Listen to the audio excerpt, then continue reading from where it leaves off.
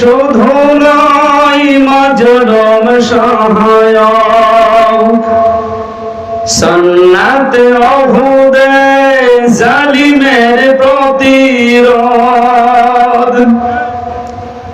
সুন্নাত শুধু নয় নির্জন ধ্যানে যাওয়া, আর সুন্নাত হলো পাথরে আঘাত খাওয়া।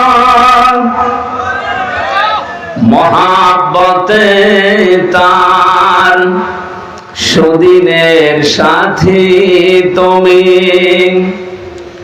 মহাব্বতে তার সুদিনের সাথী তুমি।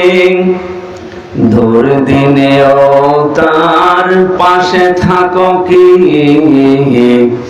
আরো কিছু সুন্নাত আছে তুমি জানো কি? জানলেও জীবনে কখনো তা মানো কি? সুন্নাত কোরআনের সমাজ বিনির্মাণে বৈরী সকল পথ মাড়িয়ে চলা। সুন্নাত দাওয়াতে দিনের পাশাপাশি ইসলাম রক্ষায় হাতে তলোয়ার তোলা।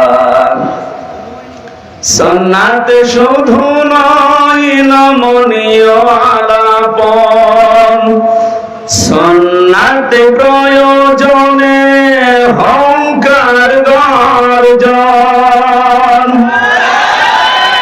সুন্নাত শুধু নয় মেশতরতে যাওয়া, আর সুন্নাত হলো রাষ্ট্রনায়ক হওয়া।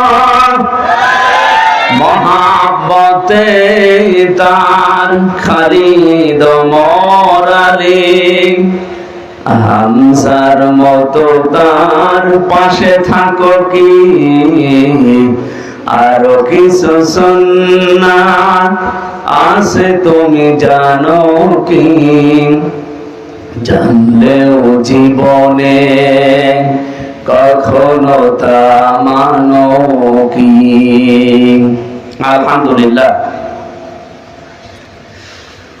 প্রাণপ্রিয় জেলা কুষ্টিয়া কমারখালী থানার অন্তর্গত সান্দিয়ারা হাফিজিয়া মাদ্রাসার উদ্যোগে ডাসা হাই স্কুল ময়দানে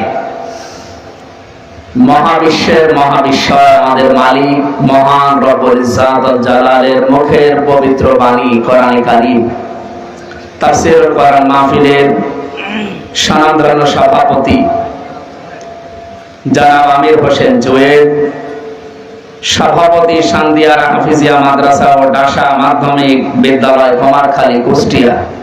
ওই সভাপতিকে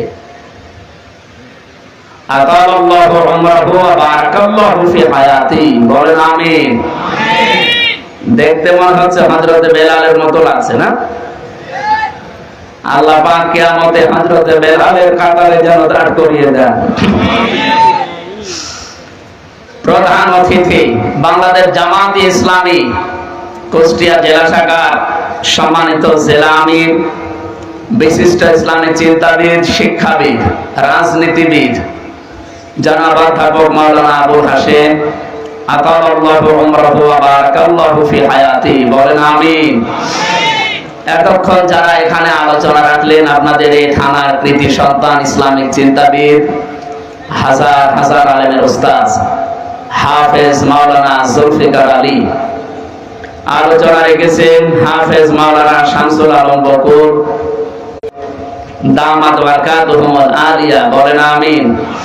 উপস্থিত আছেন কমারখালী উপজেলা শ্রদ্ধাভাজন আমির বাংলাদেশ জামাত ইসলামী জনাব আফতাবউদ্দিন মাস্টার, অধ্যাপক এএসএম মতিউর রহমান উপজেলা আমির শৈলকুপা এসেছে, উনি মনোনীত এমপি পদপ্রার্থী। এসেছিলেন উনি মনে হয় মাগরিবের পরে, আমি যখন যাচ্ছিলাম ওই সময় দেখলাম কথা বলছিলেন। এখানে উপস্থিত আছেন হাফেজ মাওলানা মোহাম্মদ আবু সাইদ, ইউনিয়ন আমির পান্টি, কুমারখালী, কুষ্টিয়া, এই ইউনিয়নের সম্মানিত আমির। মঞ্চে বসা অত্র এলাকার সর্বজন শ্রদ্ধাভাজন ব্যক্তিবর্গ, সামনে বসা মুসলমান ভাইরা, পর্দার আড়ালের সম্মানিতা মা এবং বোনেরা, এই যে যারা দাঁড়িয়ে আছেন, বসার জায়গা পান না, এসব জায়গায় তো বসা যায় সুন্দর ঘাস তো আগে না, ঘাস আছে না। এত মূর্তি ভাঙার পরেও যদি এরা দাঁড়িয়ে থাকে, আমার মনে হয় মূর্তি বাদ দিয়ে এদেরকে ভাঙার দরকার ছিল। যাদের মাথায় সমস্যা নেই একটু বসে, এটা ইবাদত চলছে অলরেডি। এখানে কত ব্যস্ততম মানুষ বসে আছে আপনারা টের পাচ্ছেন। এনার 2 আসনের দায়িত্ব, এখন যে আরো বিভিন্ন কাজ ছিল। কোরআনে কারিমের মহব্বতে কোরআনে কারিম শোনার জন্য উনি বসে গেছে। ওনার মতো ব্যস্ত মানুষ আরো যারা যদি বসে থাকতে পারে কোরআনের মহব্বতে, আপনি দাঁড়িয়ে আছেন কেন? বসেন, নাকি চেয়ার দেওয়া লাগবে? বসে পড়েন। এই ছেলেগুলো তো মাদ্রাসা ছেলে। এই ছেলে, কতবার বলা লাগে বসেন। আজকের এই অনুষ্ঠান কি শুধু মুসলমানদের জন্য? দিনের বেলা আপনারা যেটা করেছেন ওটা হয়তো সবার জন্য ছিল নাকি? আমি আসার পরে যতটুকু শুনতে পেরেছি, জানতে পেরেছি, অন্তত মাগরিবের পর থেকে যা আরম্ভ হয়েছে, এখন পুরাটা ইবাদত চলছে। এই ইবাদতটা পৃথিবীতে যত নফল ইবাদত আছে তার ভেতরে সবচাইতে উত্তম এবং শ্রেষ্ঠ, আফদালুল ইবাদাত। এখানে ইসমে তাফসীল দিয়ে নবীজি জানিয়েছেন পৃথিবীতে এর চাইতে উত্তম ইবাদত আর নেই। মসজিদে নববীতে নবীজি প্রবেশ করে দেখলেন কিছু মানুষ কোরআন শরীফ নিয়ে ব্যস্ত আছে। বাম পাশে তাকিয়ে দেখলেন কিছু মানুষ আল্লাহর জিকির করছে।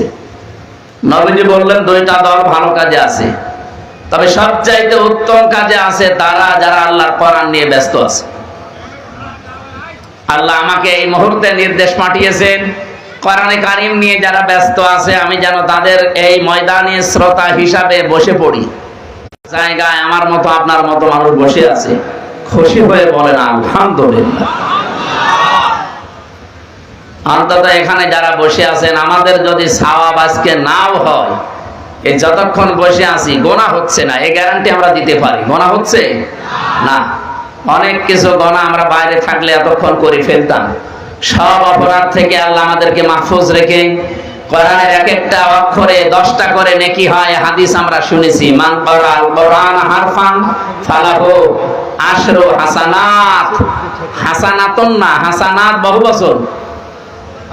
কেউ যদি কোরআন চিন্তা করবে, পৃথিবীতে সব চাইতে বেশি কষ্ট স্বীকার করেছিল আমার জন্য আমার মা। এই জন্য মায়ের কাছে প্রথমে যাবে, ভাইয়ের কাছে যাবে। এমন এমন মানুষের নাম আমি এখানে পেয়েছি, প্রায় 7 জনের নাম আছে। একটু চিন্তা করেছিলাম, আল্লাহ কেন এদের নাম দিলেন প্রথমে? এখানে বেশি হয়ে যাচ্ছে ভাই, কথা বলা যাবে না। যে যেখানে থাকে থাক, এদিকে তাকিয়ে থাকে। এমনি অল্প সময় কথা বলবে গরমে। ইয়াউমা ইয়াফিরুল মারউ মিন আখিহি ওয়া উম্মিহি ওয়া আবিহি ওয়া সাহিবাতিহি ওয়া বানি।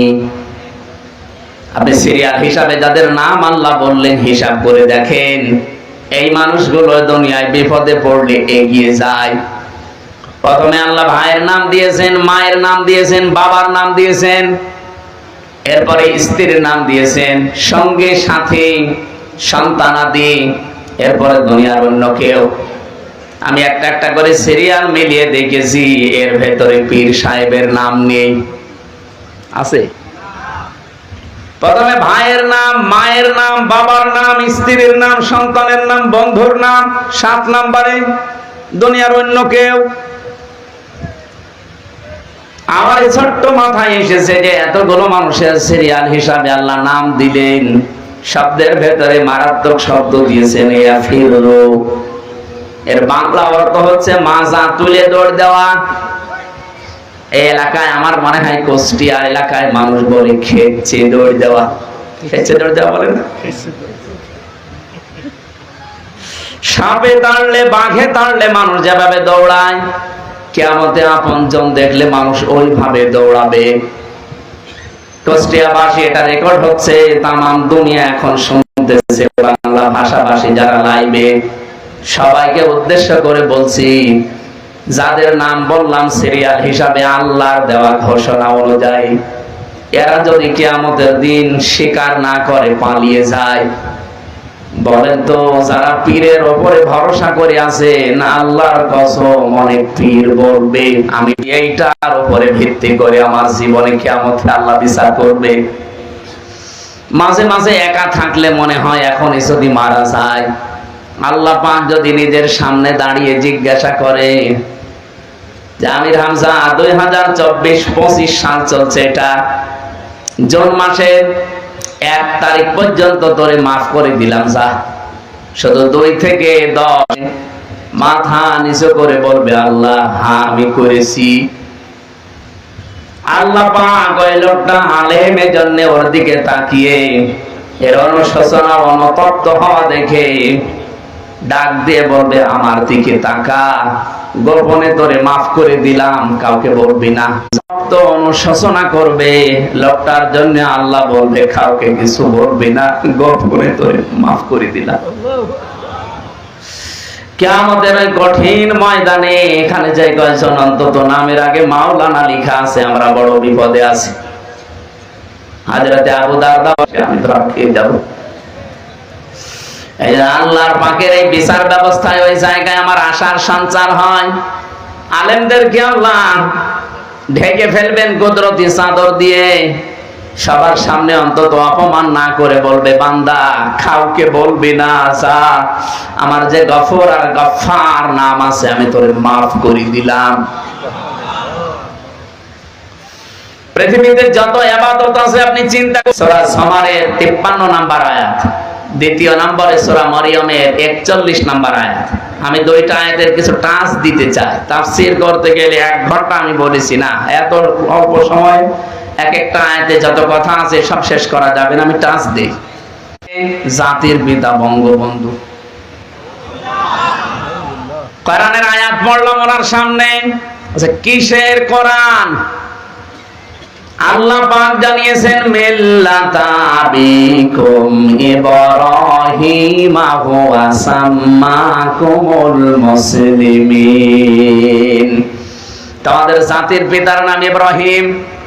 এই যে যত আমার এই আয়াতটা পড়ার পরে মাঝে মাঝে মনে হয় এখন যদি এই শরীয়তটা বাংলাদেশে থাকতো কত হাসি আমরা যে ধরা খেতাম। কারণ হালাল খাবার, হালাল কর্মজীবন, জীবন সালাহু ফালাইসা মিন্না, কি পড়েননি আপনি? জি, মানে দাহা মা লাইসা লাহু ফালাইসা মিন্না ওয়ালিয়াতাবাওয়া মাকআদাহু মিনান নার, মুসলিম শরীফের হাদিস। আল্লাহু হযরতে আবু যর রাদিয়াল্লাহু তাআলা আনহু বর্ণনা করেন, কোন ব্যক্তি যদি এমন জিনিসের মালিকানা দাবি করে যে জিনিস তার না, জোর করে জবরদস্তি দখল করে নিজের আয়ত্তে নিয়ে নেয়, 2টা শাস্তি তার জন্য। 1 নম্বরে ফালাইসা মিন্না, ওই দিন থেকে সে আর নবীর উম্মত নেই। আমার মনে হয় আগস্টের 5 তারিখের পর থেকে এই জুন মাসের 10 তারিখ পর্যন্ত বহু মানুষ আল্লাহর নবীর উম্মতের তালিকায় আর নেই। 2 নম্বরটা আরো কঠিন, ওয়ালিয়াতাবাওয়া মাকআদাহু মিনান নার, সে যেন জাহান্নামে নিজের স্থান একটা তৈরি করে নিল।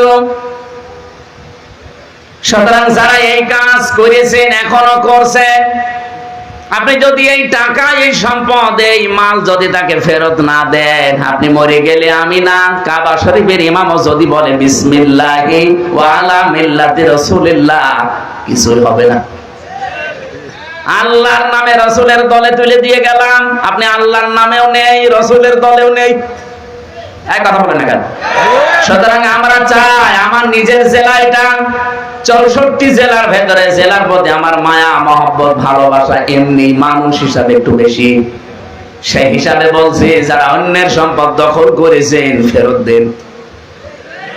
কারা কারা দেবেন হাত তোলেন তো। ও এলাকায় হালকা কয়েকজন আছে, ঠিক। হাদিস মনে হয় এখানে বলা আমার ঠিক হইল না নাকি? একদল এরকম ডাহা মিথ্যা কথা আপনি বলতে পারবেন?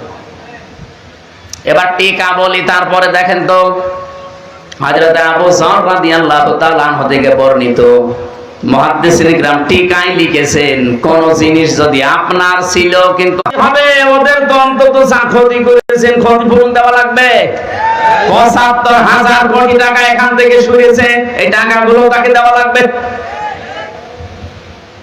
যারা এই কথা বলেন যে ইসলামী ব্যাংকগত চিন্তায় হয়ে গেছে, আপনার মুখে কিয়ামতের দিন আল্লাহ সিলাই করে দেবে। এরকম দাহা মিথ্যা কথা আগামী থেকে আর বলবেন না। কিছু মানুষের চরিত্র এখন দেখছি, কথা বললে শুধু মুখ দিয়ে মিথ্যা কথা বের হয়। সেদিন দেখলাম এক চাচা, রাকিব নামে এক চাচা, ওনার ৬-৭ সেশন, আমারও বড়, উনি এখনো সভাপতি। আমার সেই বলকের মানুষ শুনবে, অত পাগল দেশের মানুষ আর নেই। এই জন্য অনেকের চরিত্র আজ উদ্ভাসিত হয়ে গেছে। মানুষ বলছে তো পাগল, এ মেয়াদ উত্তীর্ণ গাঁজা খেয়েছে, এই কারণে এরকম কথা বলে। কারণ মেয়াদ উত্তীর্ণ গাঁজা যারা খায় না তারা তো এরকম কথা বলার কথা না। যারা মেয়াদওয়ালা গাঁজা খায়, এই যে লালনের মাঝারে যারা গাঁজা খায়, মেয়াদ উত্তীর্ণ গাঁজা না, মেয়াদওয়ালা গাঁজা খায়, এই জন্য উল্টা পাল্টা বকে না, পড়ে থাকে। কিন্তু যারা মেয়াদ উত্তীর্ণ গাঁজা খায়, যে মানুষগুলো, এই যে কিশোরগঞ্জের একজন আছে ফজলুর রহমান, ফজু পাগলা, নাম শোনেননি? এরপরে চাঁপাই নবাবগঞ্জের স্বামী স্ত্রী মোজাদ্দেদে জামান, ভারতের কামান, আর এই চুয়াডাঙ্গা দুদু মিয়া। এই মানুষগুলো যা কথাবার্তা বলছে, একটা কথা আপনি সত্য পাচ্ছেন, আর এমন এমন কথা বলে যে বিষয়ে তাদের জ্ঞান নেই। অথচ কোরআনের নির্দেশ, আলা তাকফু মা লাইসা লাকা বিহি ইলমুন, যে বিষয়ে জ্ঞান নেই মুখ খুলবা না। আর ওরা যেটা জানে না ওটা বেশি করে বলে। আপনি আন্দাজে কেন বলতে গেলেন যে 1971 সালে শিবির যারা তারা রক কেটেছে? এরকম দাহা মিথ্যা কথা মানুষ শুনবে। এদের জন্ম 1977 সালে। আমি কি বানিয়ে বলছি? এই জন্য যেই জিনিস যার ছিল কিন্তু হারিয়ে ফেলেছিল, ওইটা যদি সে ফেরত পায়, এই হাদিসের শাস্তির আওতা মুক্ত থাকবে। সে নবীর উম্মত থেকে বের হয়ে যাবে না, জাহান্নামে তার স্থান তৈরি হবে না। সুতরাং ইসলামী ব্যাংক যাদের ছিল তারা ফেরত পেয়েছে, এই হাদিস তাদের জন্য না। কিন্তু যে জিনিস যার না, সে যদি জোর করে ওইটা নিয়ে নেয়, জবরদস্তি করে দখল করে নেয়, আল্লাহর কসম আপনি নবীর উম্মত আর নেই। আপনি যতই নামাজ পড়েন, রোজা রাখেন, কে কথা বললেন না কেন? আশা করছে আপনি হাদিসের এই বাংলা ভাষা বুঝে ফেলেছেন। এরপরেও যদি কার কপালে হেদায়েত না আসে, এ দোষ আমির হামজা। কার? আল্লাহর দোষ। হেদায়েত পাওয়ার যোগ্যতা থাকা লাগবে না, আল্লাহ আন্দাজে হেদায়েত দেবে। সুতরাং যোগ্যতা অর্জন করেন, হেদায়েত পাওয়া যাবে। আমরা কিতাবের ভেতরে আমাকে যে রিমান্ডে এই প্রশ্নটা করার পরে যেই বলেছে ইব্রাহিম নবী আমাদের জাতির পিতা, উনি বলছে না, হিন্দু মানুষ বলতে পারে। কিন্তু পাশাপাশি দেখলাম একজন এসপি, ওই লোকটার নাম শেখ ইমরান হোসেন। নাম কেমন সুন্দর দেখেছে? নামের আগে আবার কি? এটা আসল নয়, ডুপ্লিকেট। ওই চাকরি নেওয়ার জন্য লাগিয়েছে। এই শেখ সাহেব এসে বলছে, হ্যাঁ জাতির পিতা আপনি বঙ্গবন্ধুকে মানেন না, আপনি কোন দেশের মানুষ? কেন বাংলাদেশের? না, এই দেশে বাস করতে হলে জাতির পিতা বঙ্গবন্ধুকে মানা লাগবে। আমি কোরআনের বাইরে চলে যাচ্ছে, বলছে যাক। এই ছিল দেশের অবস্থা। অথচ জাতির পিতা ইব্রাহিম এ ঘোষণা হামজা দিয়েছে কে? বলেন বলেন। আল্লাহ বলেন, হুয়া সাম্মাকুমুল মুসলিমিন, তিনি তোমাদের নাম মুসলমান রেখেছেন। এই হুয়ার ফাইল হয় আল্লাহ তাআলা নিজে অথবা ইব্রাহিম নবী। যেহেতু তিনি আমাদের পিতা, এ জাতি হিসাবে আমাদের নাম, আমরা শুধু বাঙালি না, আমরা জাতি হিসাবে কি? মুসলিম। জোরে বলেন কি? আরে দেশি হিসাবে আমরা বাংলাদেশি। আমার নাম এমনিতেই একজন হলে হামজা, কিন্তু জাতি হিসাবে দাবি করলে আমি বাঙালি না, শুধু আমি কি? আমি মুসলিম জাতি হিসাবে। আর দেশ হিসাবে বসবাস করি বাংলাদেশে, এই জন্য আমি বাংলাদেশি। হুয়া সাম্মাকুমুল মুসলিমিন, এই শব্দ দিয়ে আমি কয়েকটা মাসলা পেয়েছি। তাফসীরে মুফাসসির বলেন বাবা হিসাবে এখানে প্রায় 13টা দায়িত্ব চলে আসে। এখানে যারা বাবা আছেন, শুধুমাত্র জন্ম দিলেই বাবা হওয়া যাবে না, কমপক্ষে 13টা দায়িত্ব সন্তানের উপরে পালন করা লাগবে। আর আমাদের যিনি জাতির পিতা ইব্রাহিম নবী 13টা দায়িত্বই তিনি পালন করেছেন। সুবহানাল্লাহ বলতে পারেন না? 1 নম্বরে সন্তানের নাম রাখা তিনি রেখেছেন। কি সুন্দর অর্থবোধক নাম দেখেছেন। আমরা অনেক বাবা এখানে বসে আছি, সন্তানের নাম এমন ভাবে রাখি ও কি হিন্দু না মুসলমান ও সাদা বোঝা যায় না। আপনি রাগ করবেন, এই যে জয় বলেন তো কোন ধর্মের মানুষ মনে করবে? এরপরে আর একজন আছে তার বোন, বলেন আপনি কি মনে করবেন তারে? আপনার নাম দেখেই যদি ফেরেশতা মনে করে কি ধর্মের লাগাবো, ফেরেশতা তো মনে হয় তাল গোল পাকিয়ে যাবে যে এর নাম দেখে তো আমি টের পাচ্ছি না এরা কি বলে ডাকবো। এটা করে গেছেন, আমাদেরও উচিত ওইভাবে দায়িত্ব পালন করা। রব্বুল আলামিন বলেন, তার আলোচনাটা আমি কোরআনে করলাম কেন? একদিকে তিনি ছিলেন সিদ্দিক, 2 নম্বরে তিনি ছিলেন নবী। সিদ্দিক কি? এই বাংলাদেশ, ভারত আর পাকিস্তানে এই শব্দটা নিয়ে সমস্যা, ভালো করে শোনেন, ওয়াজ আর লাগবে না, এটাই যথেষ্ট। সিদ্দিক মানে শুধু সত্য কথা বললেই মানুষ সিদ্দিক হয় না। সিদ্দিক হওয়ার জন্য সত্যকে সত্য জানার পরে যারা পেছনের দিকে না তাকিয়ে অকণ্ঠ চিত্রে দ্বিধাহীন চিত্তে কোনো প্রশ্ন ছাড়া মেনে নিতে পারে, এরা হচ্ছে সিদ্দিক। কিয়ামতের দিন যে আল্লাহ 4টা কাতার করবেন, প্রথমে 1 নম্বরে মিনান নাবিয়্যিনা ওয়াস-সিদ্দিকিনা ওয়াস-শুহাদা ওয়াস-সালিহিন।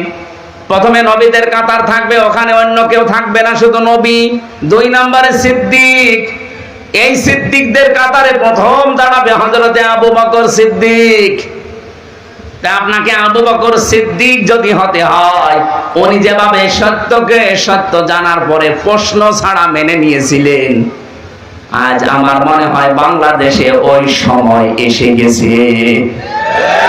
সত্যকে সত্য জানার পরে কেউ যদি পেছনের দিকে তাকিয়ে অথবা কোনো কারণে মানতে না পারেন, কিয়ামতের দিন আবু বকরের সাথে আপনি দাঁড়াতে পারবেন না।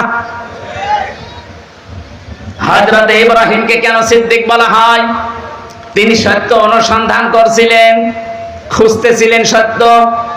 আল্লাহ পাক বারবার কোরআনে কারিমে তার যে 50টা পরীক্ষার কথা আমি পেয়েছি, প্রথম নম্বরে পরীক্ষা তিনি ঈমান, ঈমানের উপরে 10টা পরীক্ষা দিয়েছিলেন। ফালাম্মা জান্না আলাইহিল লাইলু রাআ কাওকাবা ইলা আখির আয়াত। তিনি তারকা দেখে বলেছিলেন এটা আমার রব। ওটা যখন অস্তমিত হয়ে গেছে বলছে না, যেটা ডুবে যায় অস্তমিত হয় এটা আমি মানি না। এরপরে দেখলেন চন্দ্র, ওইটাও যখন ডুবে গেছে বলে না, মানি না। এরপরে দেখলেন সূর্য, ওইটাও যখন ডুবে গেছে বলছে না, মানি না। সর্বশেষ তিনি জাতির লোকদের সামনে আসলেন। এইদিকে তাকান, সময় এখন ইব্রাহিম নবীর ওই জামানাটাই চলছে। জাতির লোকদের সামনে এসে তিনি ঘোষণা দিলেন, ইন্নী ওয়াজ্জাহাতু ওয়াজহিয়া লিল্লাযী ফাতারাস সামাওয়াতি ওয়াল আরদা হানিফা। অবশ্যই আমার চেহারা আমি আজ ঘুরিয়ে দিলাম। চেহারা বলতে শুধু 3.5 হাত বডি না, নবীজি জানিয়েছেন তামাম পৃথিবীর সব মুসলমান একটা শরীরের মতো। শরীরের কোন জায়গায় যদি আঘাত লাগে পুরা শরীরে যেমন খবর হয়ে যায়, তামাম দুনিয়ার মুসলমানেরা একটা শরীরের মতো। আমেরিকায় যদি কোনো মুসলমান কষ্ট পায়, এখান থেকে ও আ করা লাগবে। এক কথা বলছেন কি বুঝলেন হাদিস থেকে? উনি যে চেহারা ঘুরিয়েছিলেন, শুধু এইটার নাম চেহারা না, এজন্য উনি আয়াতের মাঝখানে হানিফা দিয়েছেন। উনি বললেন আমার এই চেহারা শুধু আমি ঘোরাইনি, আসমান আর জমিন যিনি উদ্ভাবক বানিয়েছেন।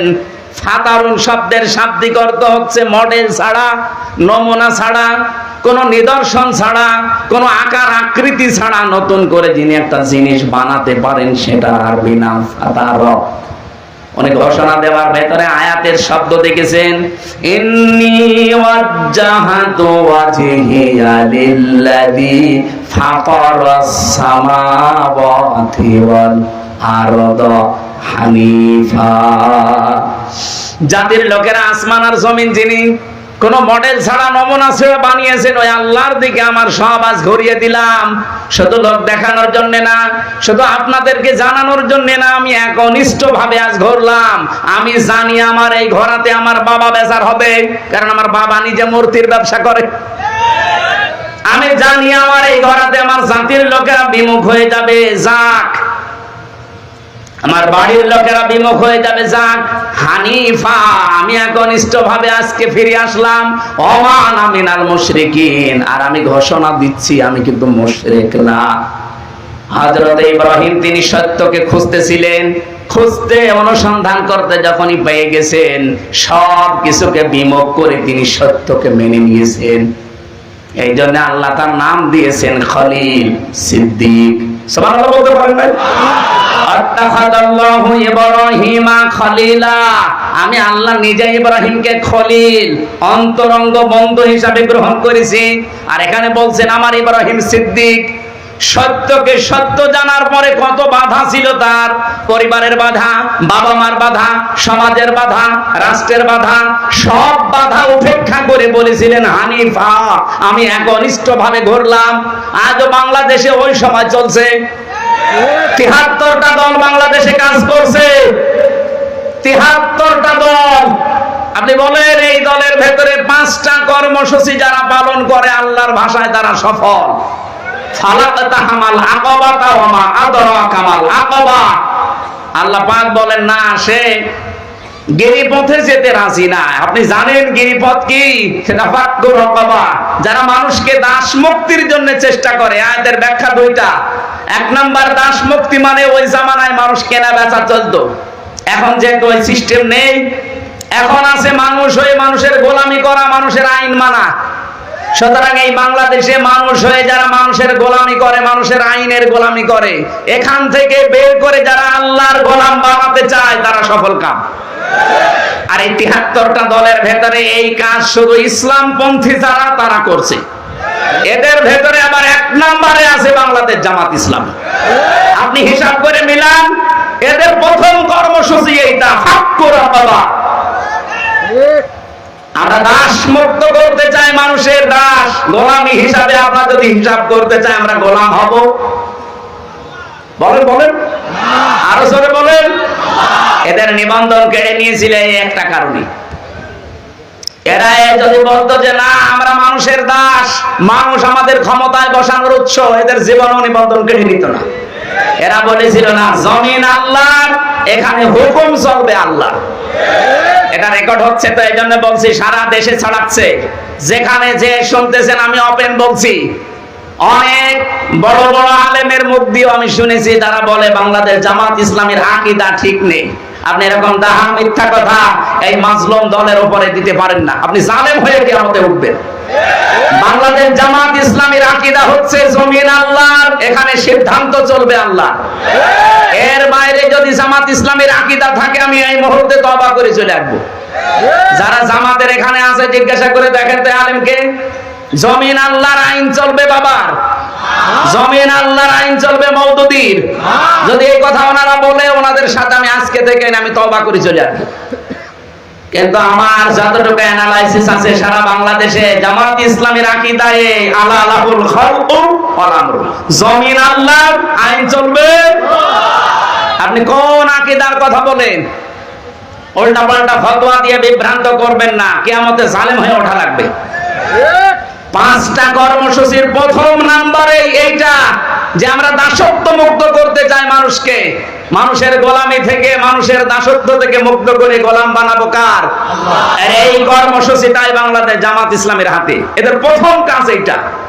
2 নম্বরে আও ইয়াতামুন ফি ইয়াউমিন ফি মাসগাবা। মাসগাবা মানে কি?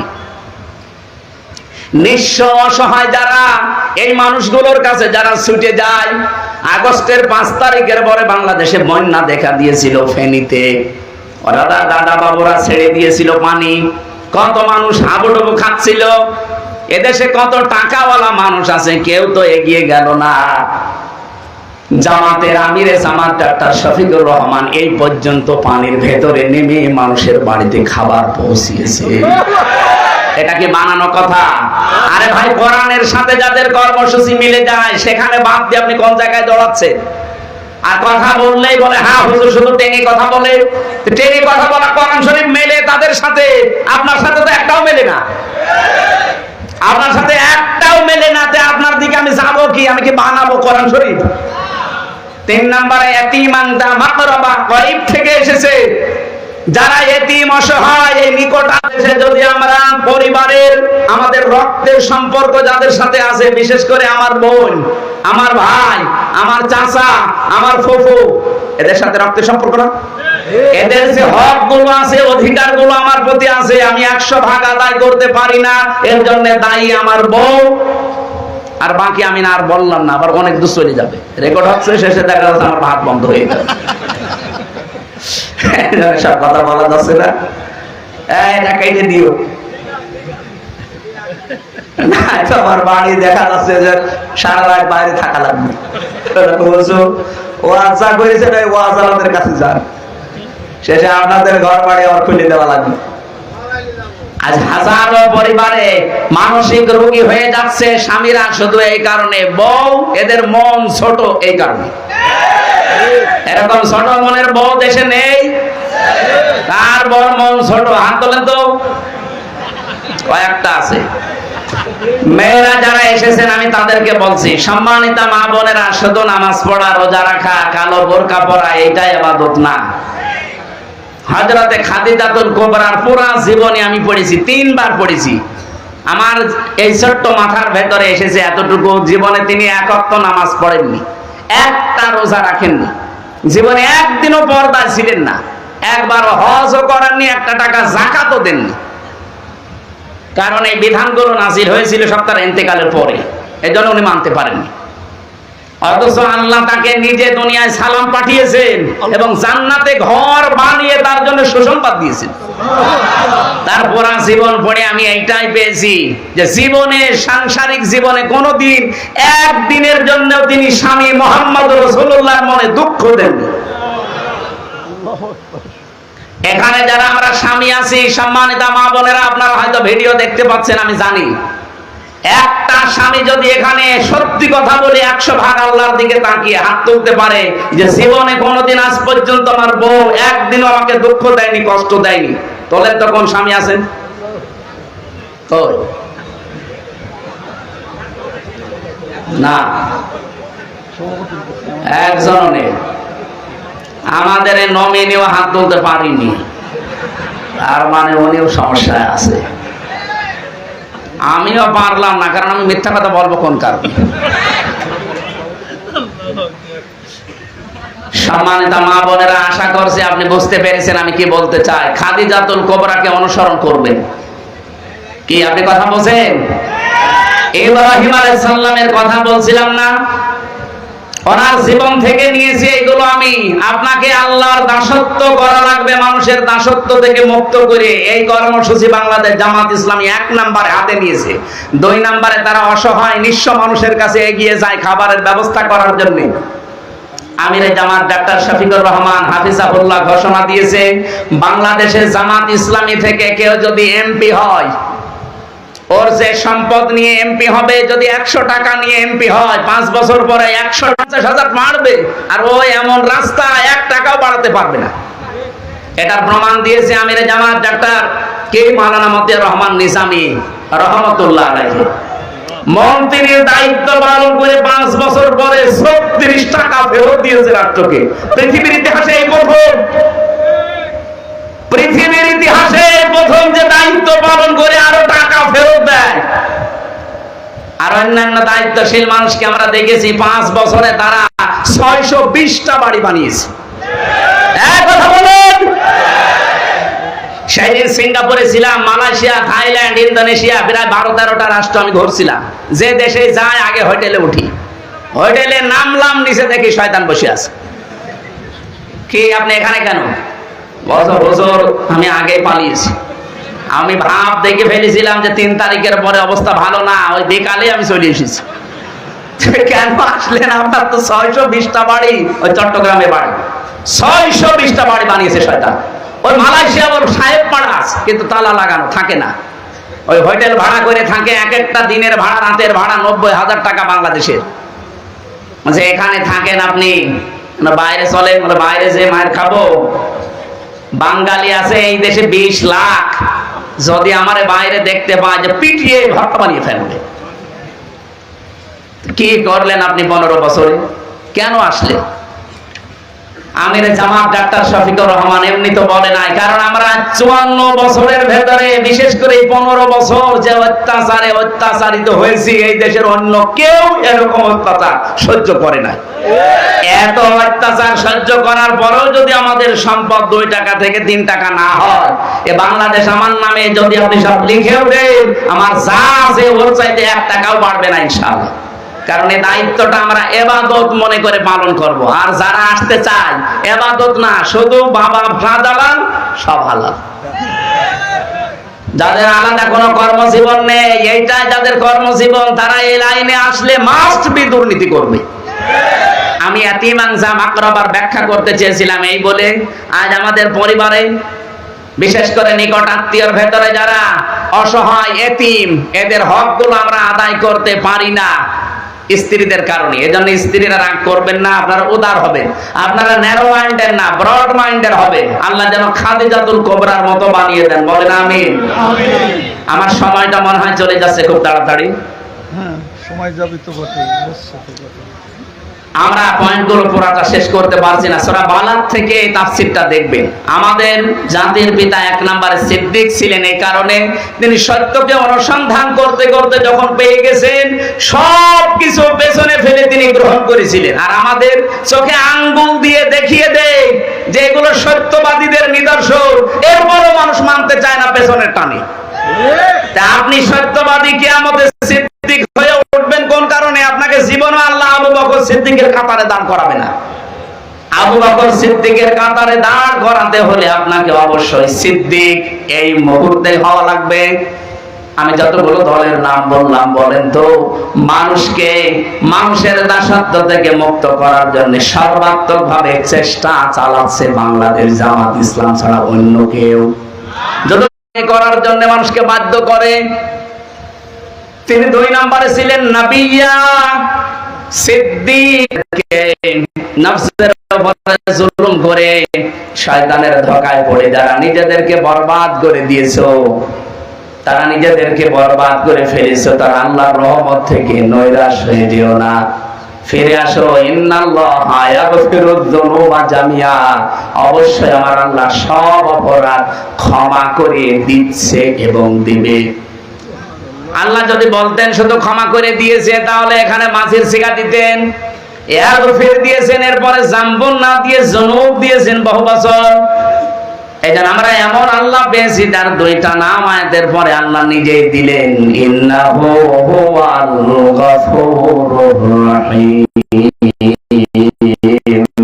আল্লাহ একদিকে গফুর, আরেকদিকে রহিম। জোরে বলেন সুবহানাল্লাহ। এটা বিশাল একটা ক্ষমা। আপনি হিসাব করে দেখেছেন, ইন্নাল্লাহা, অবশ্যই আল্লাহ, ইয়াগফিরুয যুনুবা জামিয়া। আল্লাহ ইয়াগফিরুয যুনুবা পর্যন্ত দিলে তো আমরা অর্থ করে ফেলতাম। জামিয়া কেন? একটা গুনাহ আপনার বাকি থাকবে না যদি সত্যি আপনি আল্লাহর কাছে তওবা করে ফিরতে পারেন। এখন তওবা কি? এই বাংলাদেশে এই শব্দটা নিয়ে বেশি ভেজাল আছে। এখানে আল্লাহ আয়াতের পরবর্তীতে এই যে ক্ষমার বিশাল ঘোষণা আল্লাহ দিলেন, এই ক্ষমা যদি কেউ পেতে চান, আল্লাহ বলেন 2টা শর্ত মানা লাগবে আর একটা সময় মেনটেন করা লাগবে। ওয়ানিবু ইলা রাব্বিকুম ওয়াসলিমু লাহু মিন ক্বাবলি আইয়াতিয়াকুমুল আযাবু সুম্মা লা তুনসারুন। এই ক্ষমা পেতে হলে, কোন ক্ষমা? আপনি তওবার যে ক্ষমা আছে, তওবার ইস্তেগফার কিন্তু এক না। আপনি সব সময় আস্তাগফিরুল্লাহ আস্তাগফিরুল্লাহ পড়তে পারেন, আপনার গুনাহ মাফ হবে। কিন্তু তাওবা যদি কোনো মানুষ করে, আর এই ক্ষমা যদি পেতে চান, তাওবার ক্ষমা, শুধু তওবা করলে অপরাধগুলো আল্লাহ মাফ করে না, পুরা জায়গাটা আল্লাহ নেকি দিয়ে পাল্টিয়ে দেয়। ফাউলাইকা ইউবাদদিলুল্লাহু সাইয়্যাতিহিম হাসানাত, এই মানুষগুলোই তারা যাদের অপরাধগুলো আল্লাহ পাল্টিয়ে বদল করে পুরাটা নেকি দিয়ে ভরাট করে দিয়েছেন। সুতরাং তাওবা এটা মহান, এই ক্ষমা, এই তাওবা যদি কেউ গ্রহণ করাতে চায়, এক নাম্বার শর্ত হচ্ছে ওয়া আনিবু ইলা রাব্বিকুম, তাকে রবের দিকে ফিরে আসা লাগবে আমাদের জাতির পিতা ইব্রাহিমের মতো। ওয়া আসলিমু লাহু মিন ক্বাবলি, আত্মসমর্পণ করা লাগবে ইব্রাহিমের মতো। কখন করবে? এই দুইটা শর্ত মানবে কখন? মিন ক্বাবলি আইয়াতিয়াকুমুল আযাব সুম্মা লা তুনসারুন, ওই আযাব আসার পূর্বে, যখন আর আমাদেরকে সাহায্য করা হবে না, আমাদের সাহায্য করা হবে না কখন বলেন তো? বলেন বলেন। মরণের সময়।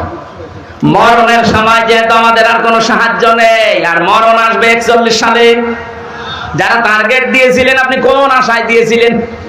আমি বসে আছি, দাঁড়া বসে, গ্যারান্টি আমার হাতে নেই, আর আপনি একবারে টার্গেট দিয়ে দিলেন যে 41 সাল। আপনার কি আজরাইলের সাথে কোনো কথা ছিল? বলুন। এখানে আয়াতে আমরা পেয়েছি তিনটা বিষয়, দুইটা শর্ত মানা লাগবে যদি কেউ জীবনের অপরাধ সব মাফ করে ওই জায়গাটা নেকি দিয়ে ভরাট করতে চান। এটার নাম তাওবা। আর তাওবার শর্ত তিনটা। এক নম্বরে আপনাকে অপরাধ স্বীকার করা লাগবে। বাংলাদেশে এই সিস্টেম নেই, অপরাধ করে একজনের কাছে, স্বীকার করে আরেকজনের কাছে। এই যে এখন হজে যারা গেছে, দেখেন কাবার গিলাফ ধরে কাটতেছে। আরে ভাই, আপনি কাবার গিলাফ ধরে আল্লাহর কাছে কাটবেন, আপনি কি অপরাধ আল্লাহর কাছে সব করেছে? এই 15 বছরে যারা ভোট দিতে দেয়নি, তারা অপরাধ করেছে এই দেশের 18 কোটি মানুষের কাছে। এই কথা বলেন না কেন? আর আপনি এখন কাঁদছেন যে আল্লাহ আমারে মাফ করে দিন। জীবনেও আপনাকে আল্লাহ মাফ করবে না। আপনি কি আল্লাহর কাছে দোষ করেছেন? আমার 33 বছর বয়স, আমি 18 বছর থেকে ভোট দিতে আরম্ভ করলে 3 বার ভোট দিতে পারতাম, একবারও পারি নাই। এই 15 বছরে যারা দায়িত্ব ছিল, এরা কি বৈধ আমার দৃষ্টিতে না অবৈধ? আপনাদের দৃষ্টিতে আপনি বৈধ বলেন, আপনি যেভাবেই হোক, মরা মানুষ তো ভোট দিয়েছে, কিন্তু আমি তো পারি নাই। তাহলে আমার দৃষ্টিতে তারা অবৈধ ছিল। কথা বলেন না কেন? আমার এই হক, এই অধিকারটা যারা কেড়ে নিয়েছে, ওরা যদি আমার কাছে মাফ না চায়, কাবা শরীফের কাছে মাফ চায়, মাফ হবে? এরকম মাফি অনেকে চায়। এই জন্য তাওবার প্রথম নিয়ম, অপরাধ যার কাছে স্বীকার করবেন তার কাছে। আর এইটাই বাংলাদেশে এস্টাবলিশ করা লাগবে আগামীতে। অপরাধ যার কাছে করবেন, স্বীকার করবেন তার কাছে। 2 নম্বরে অনুশোচনা করবেন, অনুতপ্ত হবেন। 3 নম্বরে জীবনে এই কাজ আর করবো না, ফিরে আসলাম, এর নাম তাওবা। এই 2টা শর্ত মেনে নেওয়া, আল্লাহর দিকে ফিরে আসা, আল্লাহর সামনে আত্মসমর্পণ করা, অনেক বলতে যত সহজ মনে হচ্ছে এত সহজ। এই কঠিন 2টা বিষয় মানুষ কখন মানবে? মৃত্যু আসার পূর্বে, যখন আমাদের আর সাহায্য করা হবে না। সুতরাং মরণের গ্যারান্টি যেহেতু আমাদের হাতে নেই, যখন তখন চলে আসতে পারে। এই জন্য আমাদের তাওবা করার সময় কখন? এক্ষুনি। কখন? আজকে এই মন থেকে এখানে তওবা করবেন। আমি আল্লাহর দিকে ফিরে আসলাম, ইব্রাহিম নবীর মতো বহু কিছু আমার ছাড় দেওয়া লাগতে পারে, আমার বাবা আমার শত্রু হয়ে যেতে পারে, আমার পরিবার, আমার সমাজ, আমার রাষ্ট্র পর্যন্ত আমার পেছনে লাগতে পারে। কথা বলেন না কেন? তারপর আমি যেহেতু পিতার সন্তান, আমি অবৈধ সন্তান না, আমি জাতির পিতার সন্তান। বাবা আমার যেরকম ছিল, সন্তান আমি হব ওই রকম। যেমন ছিলেন আমাদের ভাই হযরত ইসমাঈল আলাইহিস সালাম। কে ছিলেন না? তিনি আল্লাহর জন্য সব কিছুকে বিসর্জন দিয়েছিলেন। ফালাম্মা আসলামা ওয়া তাল্লাহু লিল জাবিন, আসলামা 2 বছর যখন তারা দুইজনে রাজি হয়ে গেছে, এগ্রি হয়ে গেছে, ওয়া তাল্লাহু লিল জাবিন, ইসমাঈলকে যখন শুইয়ে ফেলেছে, আল্লাহ তখন ডাক দিয়েছেন, অনাদাইনা ওয়া ইয়া ইব্রাহিম। সুতরাং আজকে সময় এসেছে, এই দেশের দায়িত্বে যারা আছেন তারা ইব্রাহিম নবীর ভূমিকা পালন করবেন, আল্লাহর বিধান পালন করতে গিয়ে। আর আমরা যারা জনগণ আছি 18 কোটি, আমাদের উচিত হবে আমরা ইসমাইল নবীর মতো যদি গলাও দেওয়া লাগে, অন্তত গলা দিতেও আমরা রাজি আছি না নেই? বলেন বলেন।